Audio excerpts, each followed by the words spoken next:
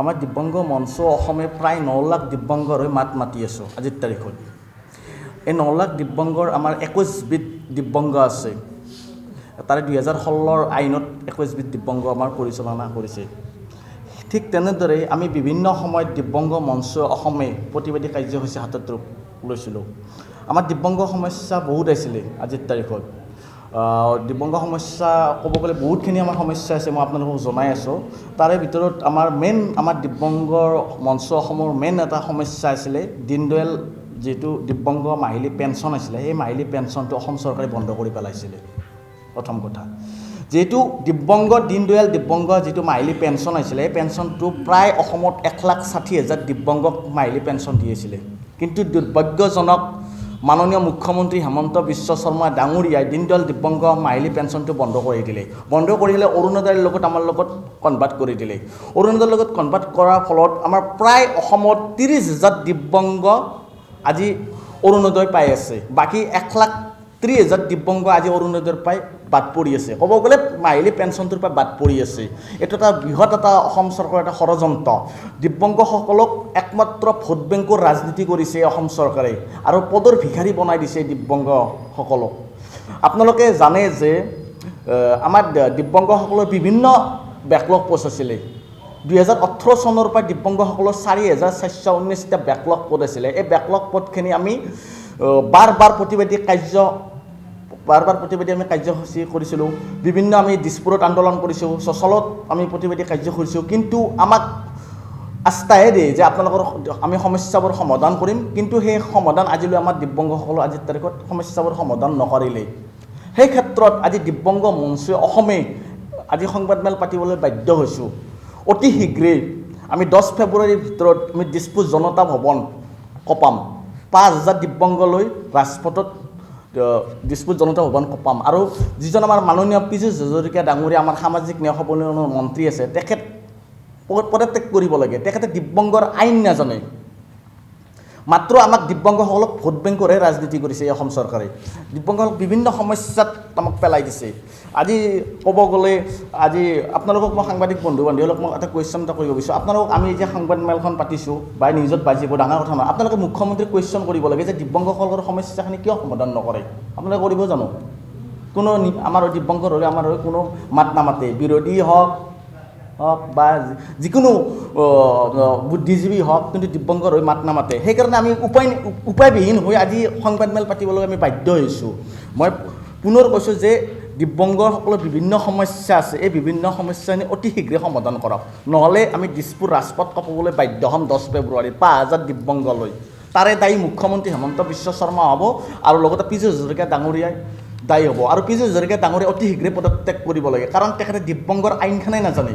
ভুৰিৰে মোহাৰি পেলাই দিয়াৰ নিচিনা পৰিলক্ষিত হৈছে। কিয়নো MP ইলেকশ্যন হওক, কিবা উপ নিৰ্বাচন হওক, তাতে আমাৰ সাংবাদিক বন্ধু বান্ধৱীসকলে সাধাৰণ কিছুমান দুষ্টচক্ৰ ৰাজনীতিৰ নেতাৰ হাতত বহুত অপমান লাঞ্ছিত বঞ্চিত হৈছে। সেয়া আমি দিব্যাংগ মঞ্চ অসমে দুখ প্ৰকাশ কৰিছোঁ। আজি অতি পৰিতাপৰ বিষয়, অসমৰ মাননীয় মুখ্যমন্ত্ৰী মহোদয়ে সৰ্বাংগীন উন্নয়ন ৰাজ্যৰ আপোনাৰ ভাৰতৰ ভিতৰত অসমখন 5খন ৰাজ্যৰ ভিতৰত শ্ৰেষ্ঠ ৰাজ্য হিচাপে গঢ়াৰ কাৰণে যত্ন কৰি আছে। কিন্তু এয়া সম্পূৰ্ণ গোটাক মিছা কথা অসমৰ মাননীয় মুখ্যমন্ত্ৰী মহোদয়ৰ। কিয়নো বাস্তৱত একো হোৱা নাই। তাৰে কিছুমান পালি নেতাবিলাকহে ধনী হৈ আছে।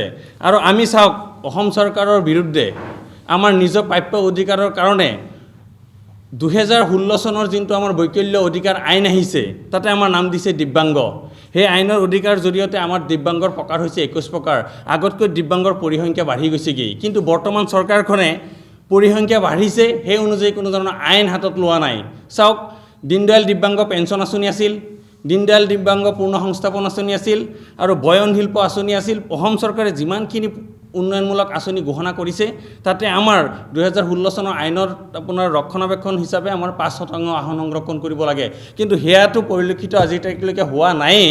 আৰু আমাৰ প্ৰতিবাৰতে ADRE হওক, NEET হওক, APHC হওক, UPHC হওক, তাতে আমাৰ কিছুমান এনেকুৱা বক্ৰ পথেৰে টকাৰ লালসাত পৰি 40,000 50,000 টকালৈকে অসমৰ প্ৰতিখন জইণ্ট ডাইৰেক্টৰ অফ হেল্থ ছাৰ্ভিচৰ পৰা কিছুমান ছদ্মবেহী জুনিয়ৰ এছিষ্টেণ্টৰ জৰিয়তে আপোনাৰ দীনদয়াল আমাৰ এই ডিজিবিলিটি চাৰ্টিফিকেটখন বক্ৰপটাৰে লৈ ভাল সুস্থ কাণেৰে শুনা মানুহ কাণে নুশুনা চাৰ্টিফিকেট লৈছে, চকুৰে দেখা ভাল সাধাৰণ মানুহে চকুৰে নেদেখাৰ চাৰ্টিফিকেট লৈছে, এনেকুৱাকৈ লৈ পেলাই আপোনাৰ এনেকুৱা এটা পৰিস্থিতিৰ সৃষ্টি কৰিছে। কিয়নো চাওক, টেটৰ পৰা আৰম্ভ কৰি APHC-লৈকে আপোনাৰ প্ৰতি ভাৰতে আপোনাৰ আমি আপত্তি কৰিব লাগে, দিব্যাংগ মঞ্চই স্মাৰক পত্ৰ প্ৰদান কৰিব লাগে মুখ্যমন্ত্ৰীলৈ, আমাৰ চিফ ছেক্ৰেটাৰীলৈকে আমি স্মাৰক পত্ৰ পঠাব লাগে। তাৰপিছতহে তেখেতসকলে মেডিকেল বোৰ্ড পাতে।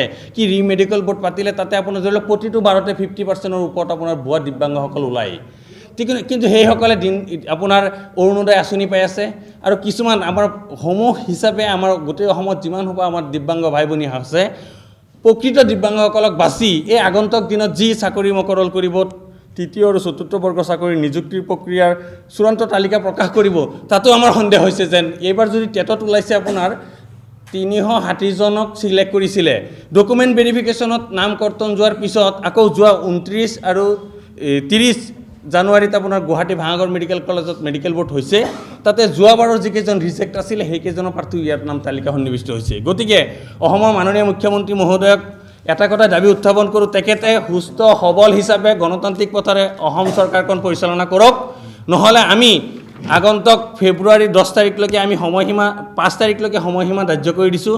তাৰ আগতে আজি আপোনালোকৰ সংবাদ মাধ্যমৰ জৰিয়তে বাতৰি প্ৰচাৰত তেখেতৰ যদি গা নলৰে আৰু বিভাগীয় বিষয়ববীয়াসকলে আমাৰ যোনটো সামাজিক ন্যায় আৰু সবলীকৰণ মন্ত্ৰালয়ৰ সঞ্চালক আছে, তেখেত নিজেই অকামিলা আমাৰ স্মাৰক পত্ৰ আৰু আমাৰ দাবী পত্ৰসমূহ লয়, কিন্তু তেখেতসকলে অসমৰ মাননীয় মুখ্যমন্ত্ৰীক সমূলে এইবিলাক কথা অৱগত নকৰায়।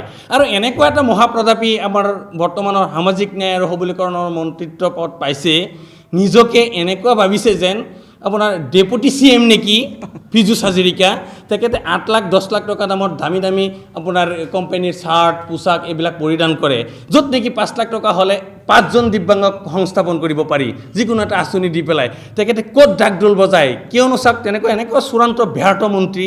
তেখেতে প্ৰতিমা ভৌমিক আমাৰ সামাজিক ন্যায় আৰু সবলীকৰণৰ কেন্দ্ৰীয় মন্ত্ৰী আছিল, তেখেতৰ তাত অসমৰ আবণ্টিত পুঁজিৰ পৰিমাণ হিচাপ দিয়াত তেখেত ব্যৰ্থ হৈছে, যাৰ কাৰণে তেখেতক মন্ত্ৰিত্বৰ পৰা অপসাৰিত কৰিব লৈছিলে।